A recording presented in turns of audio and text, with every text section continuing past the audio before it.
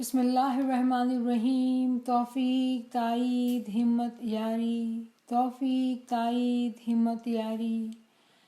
हस्बुनल्लाह व निअमल वकील व निअमल मौला व निअमल नसीर। हस्बुनल्लाह व निअमल वकील व निअमल मौला व निअमल Naseer. So we were talking about Zu'l-Qarnayn in the last week's session. The story of Zu'l-Qarnayn is actually given in chapter 18, Surah Kahf, from verses 83 to 91. And there are two parts to the story. The first is, who was Zu'l-Qarnayn? What was the nature of his journey? And these two things we covered last time. The next part is about who is Gog and Magog. They are called Yajuj and Majuj in Urdu or in Arabic. And then what is the Alexandrian Wall? So we'll summarize, we'll review what we did last time because they are interrelated, so we do need to review it. And then we'll continue to talk about Yajuj wa Majuj. So first thing, Zu'l-Qarnayn. Prophet Muhammad was asked, who is Zu'l-Qarnayn? And he said, the one who has two horns. In reality, Zu'l-Qarnayn was the Imam of that time. Zu'l-Qarnayn was the Imam of that time. There is a hadith of Prophet Muhammad in which he says that Ali, there is a special house for you in paradise, and you are the Zu'l-Qarnayn for this ummah. So Prophet Muhammad himself has called Mawla Ali Zu'l-Qarnayn, being the Imam of this ummah. So we do know that Zu'l-Qarnayn was the Imam of the time. In last class we also talked about that his lineage was from Hazrat Nuh alayhi salam. He was the Imam during the cycle of Hazrat Nuh alayhi salam, the second cycle. So we continue with our story from the Quran. So the summary of the Qur'anic verses which we are studying, the story goes as such that someone is asking Prophet Muhammad, who is Zu'l-Qarnayn? So Prophet Muhammad starts the story. He says that Zu'l-Qarnayn was given a kingdom of a land, earth, and he was given access to everything. So Zu'l-Qarnayn follows a way until he reaches to a place where sun is setting. In our physical life, if we were to start about this story, we would say the sun rises and then the sun sets. But very interestingly, in Quran, the story is different. Zu'l-Qarnayn is starting his journey, but the first thing he sees is the sun is setting. And it is setting in the west. Maghribul Shams. Not only that the sun was setting, but the sun was setting in a muddy water. Now, and we talked about kulliyat in last class, that whenever we hear the muddy water, mud, the soil, the dry soil is actually represented as a mu'min who accepts, who says, I do not know true knowledge and I want to learn. He starts his journey at the level of absolute earth, absolute zameen, soil. When that mustajib starts taking knowledge, the water is mixed with the soil. Now it's mud. We can form a shape out of mud. So very interestingly in Quran it says that Zu'l-Qarnayn sees a place where the sun is setting, but it is setting in a muddy water. We all know now that the sun allegorically is used for Imam. During the time of Prophet, the sun represents Prophet. But during the time of Imamat, the sun is allegorically used for Imam of the time. Wherever the Noor-e Mujassam, Remember, the nur are of two types, the main kind. The nur of Allah is the abstract nur. Nobody can touch it, nobody can see it, feel it. But when that nur is in Imam or the Prophet, Paigambar, that is called the embodied nur, Nur-e Mujassam. We can see, we can feel. Nur-e Mujassam. So the sun of the religion is actually the Nur-e Mujassam. Prophet in his time, Imam in his time, the embodied Nur, the Nur-e Mujassam. So when the story goes that the sun is setting in the west into the muddy water, in reality the ta'wil is that the Imam of the time, the light of the Imam of the time was entering into the soul of a moment. A moment who is muddy, meaning that he does have a true knowledge. Without true knowledge, these miracles cannot be experienced. And we have talked about it that someone who only does zikr ibadat, going to the Jamaat Khana, payment of dason, watching deeds, doing all the kiryas including ibadat, but if he or she does not have the knowledge, that means that that person is trying to travel on this straight path with one side of action. If you were to sit in an oar, and if you have if you're sitting in a canoe or in a boat, and if you have one oar, then the movement will be in circle. You're standing at one place, you're going round and round. If a person has true knowledge too, so one oar is of zikr ibadat and second is knowledge, ilmo amal, because without knowledge one cannot purify their deeds because they don't even know where they are making mistakes. When both the oars are there, then the mu'min is able to go further. That time, that moment is a muddy water. Soil mixed with the water. And it is in that kind of moment Zu'l-Qarnayn sees the sun is setting. The light of the Imam is being lit in that moment. Maghribul Shams, place where the sun was setting and it was a muddy water. We had talked about the ranks, the hudud in last class, so we'll briefly talk about it. That asale jismani, meaning the ranks which are in physical bodies, embodied light, embodied ranks are of natik and asas. The ranking starts from universal intellect, amar, the word, amar, kalima, universal intellect, universal soul, then comes natik and then comes asas. Natik and asas are the ranks who we can see. So these are the ranks, asale jismani, they are the physical hudud or physical ranks. They are the place of light, of knowledge and wisdom. Because we live in this physical world, how do we get this light of knowledge and wisdom? Through our physical ranks, through our physical hudud-e-din. Interestingly, it talks about, the story keeps going, that he continues his journey and he sees that a place where the sun was rising.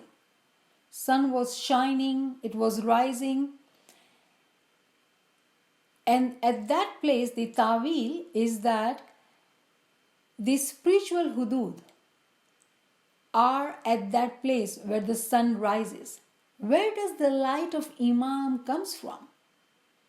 Where does the light of the physical hudud comes from? It comes from the universal soul and universal intellect.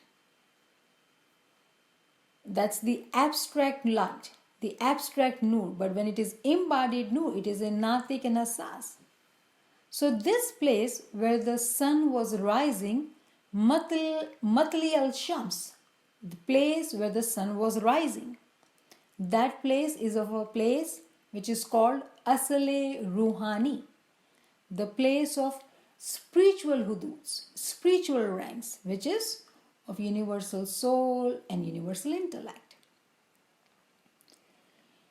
It is at that place the light of wisdom and knowledge rises. Sun rises from the east. In the Tawili meaning here, in this story, the light of the spiritual hudud was rising from this place.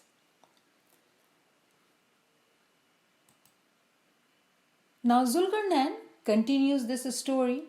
So I hope you have caught up those who were not here last time, and those who were here, we kind of briefly reviewed our story, what we did the last time. We did talk about hudud in a little bit detail. We did talk about kulliyat in a little bit detail. And I had promised you that I will give you more examples of universals, meaning kulliyat. And the verse I had read, actually it is one of the kulliyat, and that was Surah Hajr 15/21. وَإِن مِّن شَيْءٍ إِلَّا إِنْدَنَا خَزَائِنُهُ وَمَا نُنَزِّلُهُ إِلَّا بِقَدْرٍ مَعْلُومٍ. And there is not a thing, but with us are the treasures of it. And we do not send it down, but in a known quantity, known measures. And there's another example of kulliyat, 2/29. He it is who created for you all that is in the earth. So kulliyat meaning the universals, the formulas, and this is few examples of kulliyat which I had promised last time. I'll give it to you. So these are few examples. Alright, let's move on. So today the main topic what we are going to cover is actually the second part of the story, which is who are Gog and Magog, Yajuj wa Majuj, and they are being talked about in the same surah, Surah Kahf, from 92 to 98. And then what is the Alexandrian wall? So let us quickly review those verses which we are going to talk about from 92 to 98. Then it says, so Zu'l-Qarnayn is continuing his journey. He saw the sun rising first. He saw the sun setting first and then the sun rising, but he continues his journey. So then he followed a road until when he reached between two mountains. He found beneath them a people who scarcely understood a word. Somewhere you'll see a nation, somewhere you'll see a people. It's just the translation in Arabic. So he reaches to the place which is in between two mountains, like a valley. And beneath that valley, there is a nation who did not understand a word. They said, O Zu'l-Qarnayn, the Gog and Magog, Yajuj and Majuj, do great mischief on earth. Shall we then render you tribute in order that you mightest erect a barrier between us and them? So these people who Zu'l-Qarnayn met earlier, they are requesting Zu'l-Qarnayn, could you please build a wall between us and Yajuj and Majuj? Why? Because Yajuj and Majuj are creating problems for the earth. They are very mischievous. So what does Zu'l-Qarnayn says? He said, in which my Lord has established me is better. Help me therefore with strength. I will erect a strong barrier between you and them.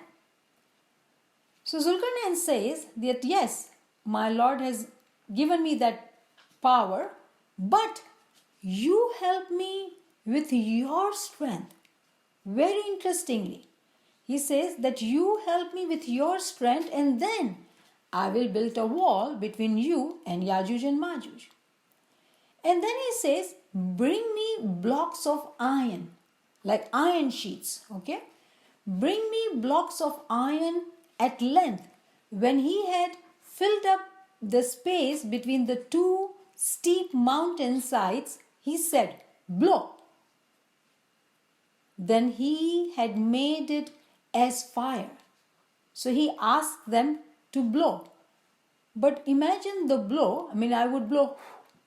But this blow is indicating here that the blowing was such that there was a fire as red as it can be. Remember, they had brought the iron sheets, and this iron was being blown on to the extent that it is like a red, big, strong fire. Then he says, bring me that I may pour over it molten lead. It's all now melted iron. And then he says, then I can pour it, that melted lead, to build this wall for you, which you are requesting. And then he says, okay, then thus were they made powerless to scale it or dig through it. So when he puts in this molten lava or lead in between to build a wall, Yajuj and Majuj now are powerless. They cannot dig through it, or they cannot poke a hole in the wall. There is a very strong wall built between those people and this Yajuj and Majuj. And then Zu'l-Qarnayn says, this is mercy from my Lord, but when the promise of my Lord comes to pass, he will make it into dust, and the promise of my Lord is true. So now he's talking about that the wall he built, a time will come when Lord promise, his promise will come to exist, it will come to happen, and then this wall will be demolished, it will be dust, it won't exist anymore. So this was the allegorical language in which we just read these verses to understand briefly, what is being talked about. So we do need to understand who is this Yajuj or Majuj, Gog and Magog. There are very many ta'wils actually about this story. So we'll cover briefly two and try to understand and relate, apply it to ourselves. Because learning we cannot enjoy if we cannot apply it on ourselves. So our focus is, remember, to keep it simple so we can understand and apply it on ourselves. So first question would be, who is this Gog and Magog? Yajuj or Majuj are who? They are actually souls. They are souls. These souls can harm as well as benefit, but their harm is temporary, but the benefit is permanent. So let's cover one of the ta'wil. One of the ta'wil says that it represents 3 cycles. The first cycle, which is long gone. The second is the present, the current time. Till when? Till the time when the resurrection happens. And the third cycle will begin after the resurrection. So in other words, when the sun is setting, it's the first cycle. Sun is rising is the second cycle. And the wall being built is the time after the resurrection. So that's one ta'wil. The second ta'wil is, what does Zu'l-Qarnayn see? So the next ta'wil is that Zu'l-Qarnayn sees 3 levels of souls. The first soul is actually the people of the world, and they are being called Yajuj or Majuj. They can cause harm, they can cause benefit. The second souls are the souls of the people of religion. They are the souls of the people of religion. These are good people. They are from the east of spirituality, where the light is rising, the sun is rising. On them, the sun is always shining directly. These are the people of Tawheed. They are united. These are the people of Tawheed. And then comes the third level, the souls of the people of God. They have nothing but goodness. Sun is shining on them without any veil. They are united with the Imam, and they have reached the place of spirituality where Imam is. So the first people are the people of the world who are Yajuj or Majuj. The second people is the people of religion. Now these people of religion, they have the ability to do good or to do bad. They have the free will, they make the choice, they make the decision to use their time in whatever ways they want. The third group is the people of God. They have nothing but goodness. They are those people who have elevated themselves to become angels and higher ranks. On them, the sun shines all the time. There is no veil for them, there is no protection. Imam is one with them, they are one with the Imam. At this place, the Imam himself or the messenger, the prophet himself, they are there to protect the Mu'mineen. Which Mu'mineen? The Mu'mineen who are people of the world. They have come to the world of religion with their free will and making the choice, becoming good. When they have come to this stage, they want to continue to go further, but they are having difficulties. When they are having difficulties, so they request to their Imam that Mawla, help us. What does Mawla say? I can help you, but I need your help. How strangely, Mawla says, I need your help. Imam, who is the king of both the worlds, would he need our help? In Quran it says that Allah helps those who help themselves. Those who do not take actions, do not do what they need to do, Allah doesn't help them. So in this story, exactly same thing, Imam is saying, I am willing to help you, I am able to help you, I can help you, but you need to help me first. And how does the Imam ask for them their help? Bring me the iron sheets and then blow. Iron is very hard metal. It cannot be molded easily. It cannot be made into molten lead easily. It needs a lot of fire if we were to talk about iron sheets. But very interestingly, the word which is used in Quran, it says blow. Now how much blowing would it take for the iron to melt? Here actually the ta'wil of this story is that when a Mu'min Salik gets the Ism-e Azam and he recites the Ism-e Azam the way he or she is expected to, without any distraction, without any interruption, being focused on the zikr, a time comes when our heart, which are like iron sheets right now, there is no softness in our heart, they are like rocks.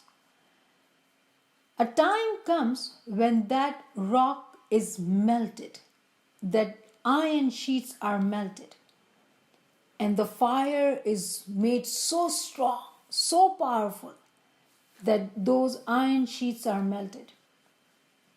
At that time, Imam says that it is only the mercy of Mawla that he bestows that nur on Mu'min. When the promise of my Lord will come to pass, this will become dust. What does it mean? A Mu'min existence, I, finishes.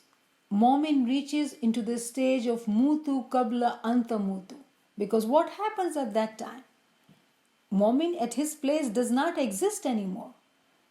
Imam has come to in his personal world. Imam is in his personal world. Another ta'wil which is related.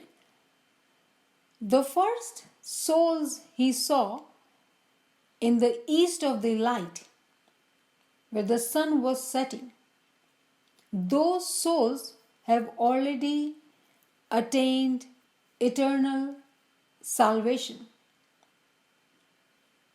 The east of the light, where the sun was rising, those souls have already attained the salvation. The second one belonged to the present time where the sun was setting. Sun was setting, where the Momin is there, who has become now muddy water. The sun is setting there. And the third place where he reaches between two mountains, meaning east and west, those people, the nation, the Yajuj or Majuj, were not getting any hidayat, any guidance from physical hudud and spiritual hudud. So they were creating problems.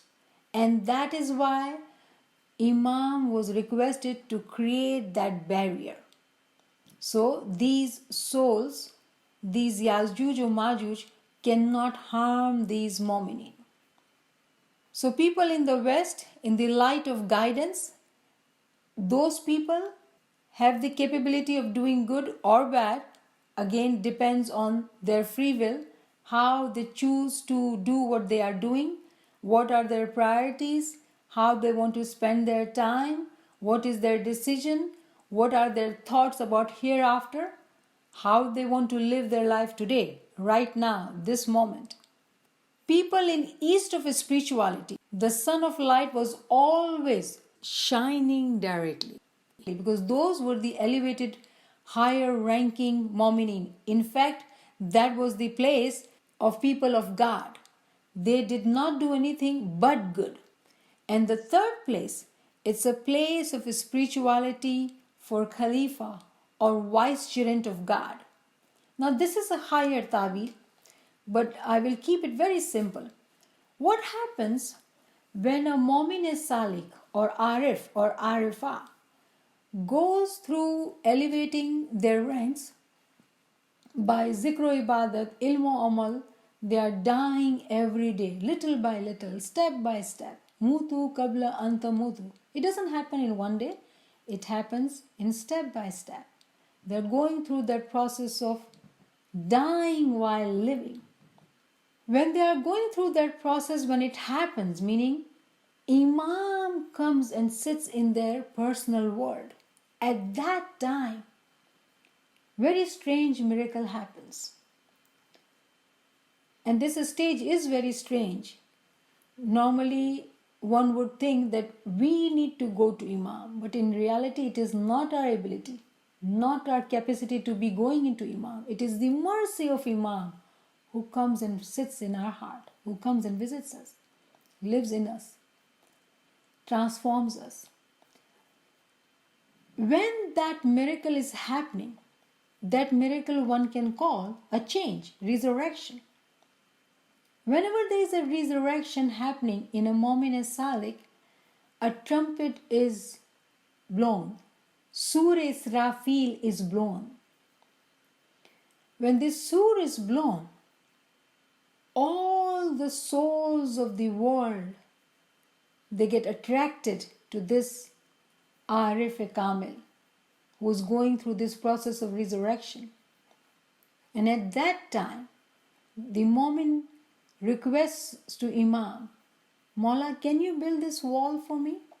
And Imam mercifully builds the wall. And that Momin Salik stays in the protection of the Imam because he has reached to that level.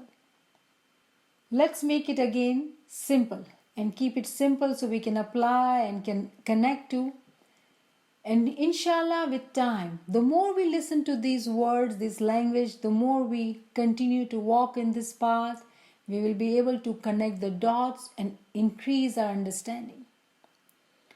Story of the Zu'l-Qarnayn is actually story of a moment in whom Imam comes and visits him. When the sun is setting in a muddy water, it is the story, it is the moment who starts accepting knowledge, starts transforming himself or herself, starts changing his priorities. He is able to decide how he is going to spend time to get the most elevated benefits. He is able to focus in the time of ibadat. He or she is able to purify their deeds. They are very sensitive. They are very careful not to sin. They are very conscientious. They are very mindful. It is that moment we are talking about. This moment can be molded, can be transformed, because this moment is every moment of their life are going through this process of dying while living, bit by bit, step by step. They are constantly in that process. Then when the Zu'l-Qarnayn is going further in the journey, he sees that place where the sun is shining, rising from that nation. So sun is actually shining on them too, but that's a place of rising too. And that place is of the people of God, higher ranking people. They do nothing but good. So here, how do we understand living in this world? Are we talking about physical people? Those people who continue to work on the path to transform themselves to become angels. As Imam Sultan Muhammad Shah, may our souls be sacrificed to this Imam, has clearly said that you have two paths in front of you. One can lead you to become an animal, other can lead you to become an angel. And in our study of this book, we have discussed that angels don't have free will. Angels are those who, with their free will, submit their free will to Imam. They don't do anything with their will. It is only animal who has instincts. A human has instincts as well as intellect, rational soul. But the one who has become an angel, they don't have free will. The work of an angel is to always pray, always remember Mawla, always do ilmi, amli, ibadat. So the place where the sun was shining, sun was rising, it was a place of people who were already one with Imam. And then there is a third place of Yajuj and Majuj who were creating problems. So Mominin says to Imam, "Oh Mawla, help us." And Mawla says, "Surely if you were to help me." In other words, if one of us says to Mawla, "Ya Mawla, I want to elevate myself in spirituality, be one with you," what would Mawla say? "Help me." How? Bring these iron sheets. Our beings are like iron. We don't have any knowledge, we don't have any good deeds. We are so hard rock, like solid rock. But with the mercy of Imam, when the knowledge is accepted, that dust, who does not know anything, who can be blown in the air, that soil is able to grow, is able to become a mud, who can be molded, who can be transformed. There could be growth in that soil. It's a fertile soil. It's no more like a rock. But Imam says, blow. It is not enough to accept knowledge and become a muddy water. The journey doesn't stop. You have to continue the journey.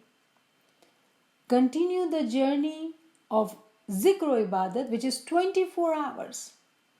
Ilm o amal.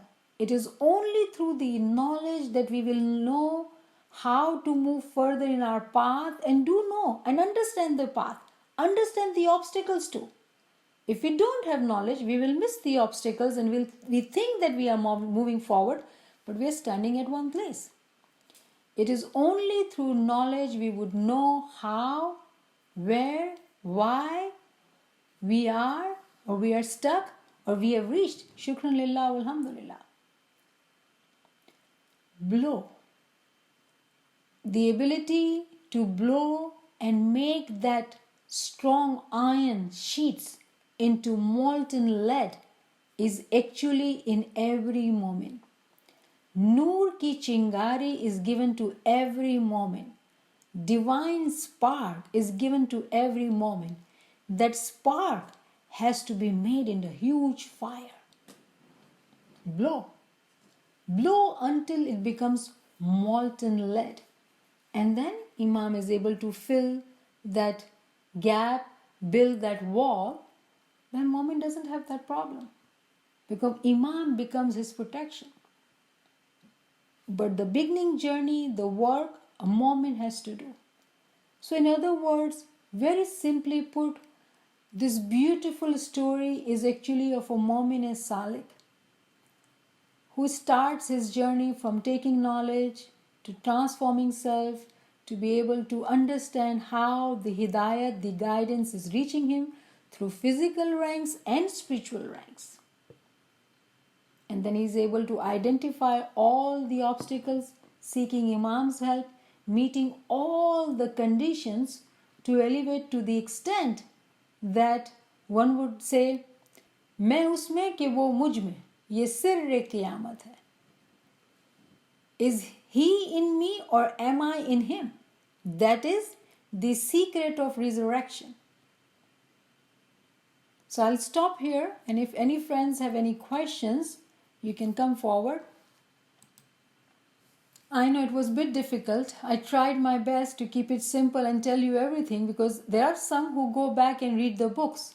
So whatever is in the book, if you don't find me mentioning it, then it's not justice. So I tried to cover the content which is given in the book, but keeping it very simple so we get the concept.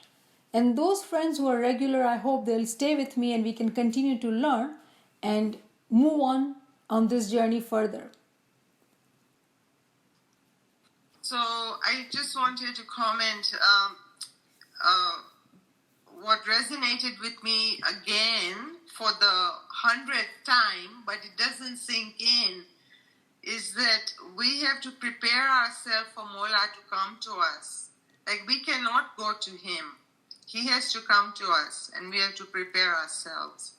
And so this is something I need to internalize it and try and practice. So thank you for once again putting a reminder of that. So I really appreciate that. Actually, you reminded me of something. To say it differently, it will make sense.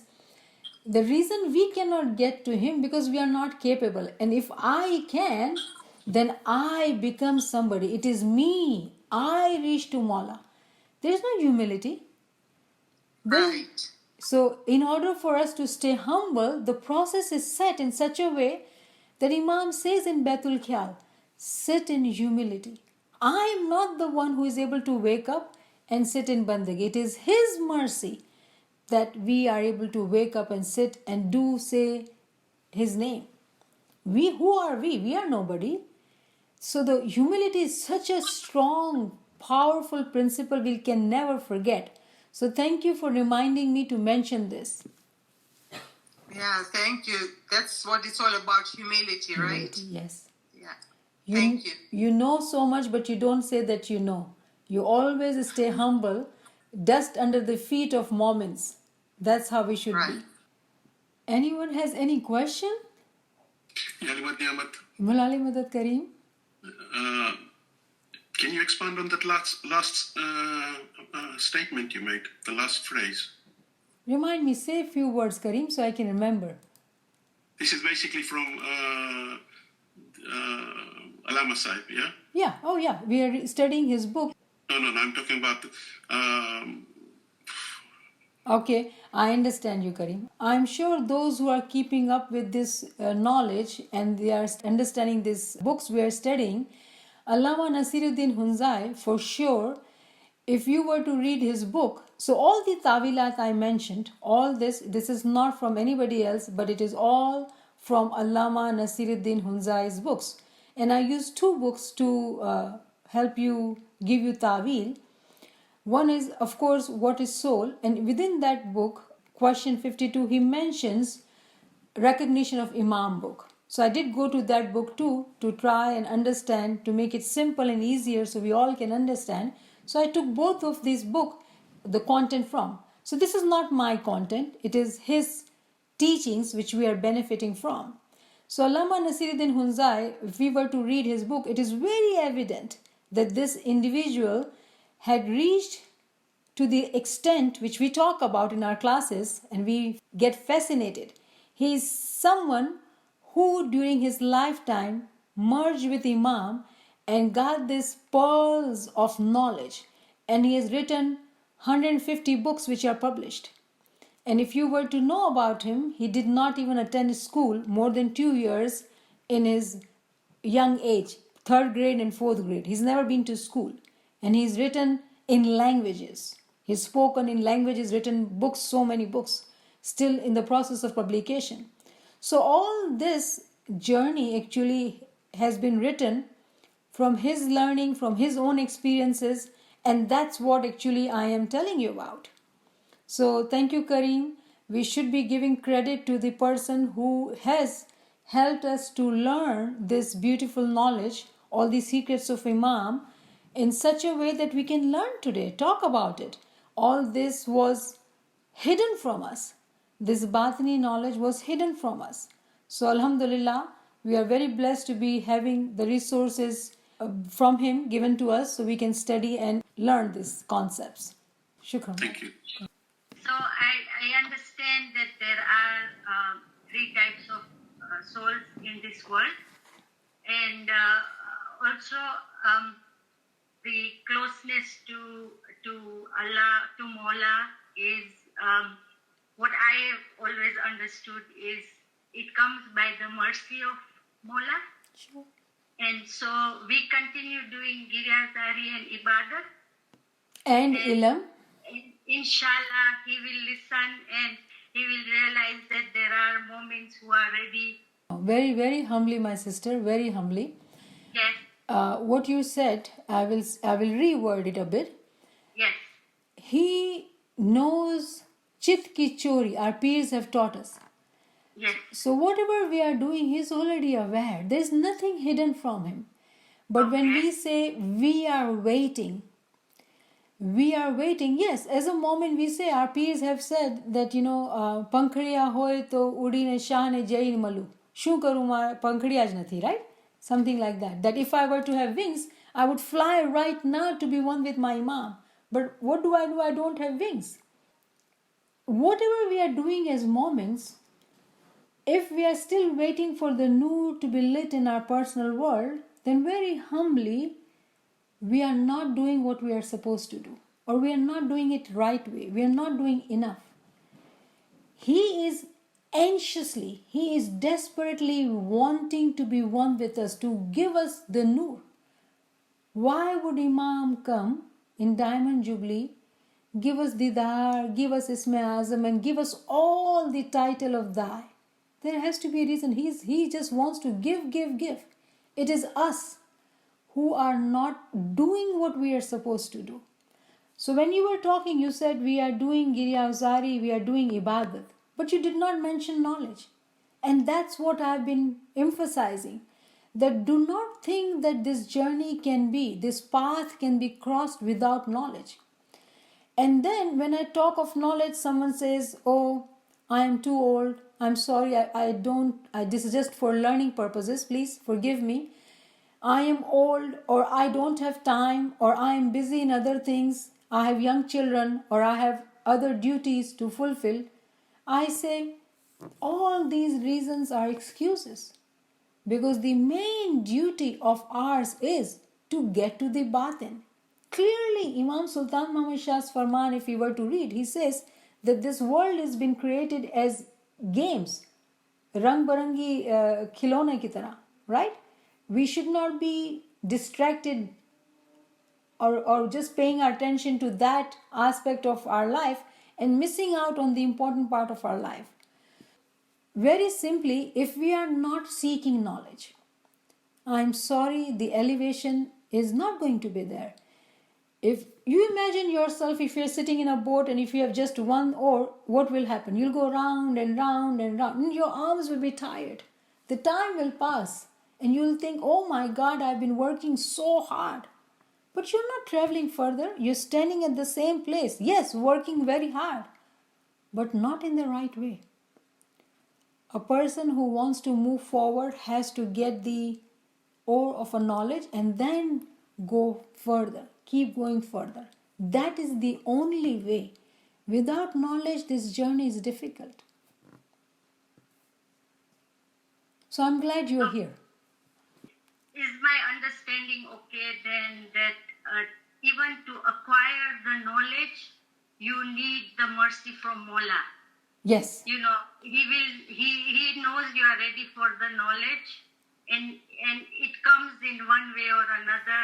And one example is what is happening right now in the world, that a lot of people are learning about the religion, that they're getting more awareness about the religion, understanding the batin side, and so everything is by the mercy of Mola, right? This is not in our hands. But Farnula, may I take that point and make it a point, if you allow me, please forgive me. Yes. How many of us hear this excuse that we don't have time? And probably, I do not want to say this, but very briefly I will say, and I'm sure you'll understand, that we did not have time. COVID had to happen for us to have time. Imagine the numbers of problems, numbers of deaths occurring in the world. Does it have to be so hard for us to set our priorities in the right direction? This is His mercy. But imagine this mercy has come with so much of pain. Why? Because we did not do what we needed to do.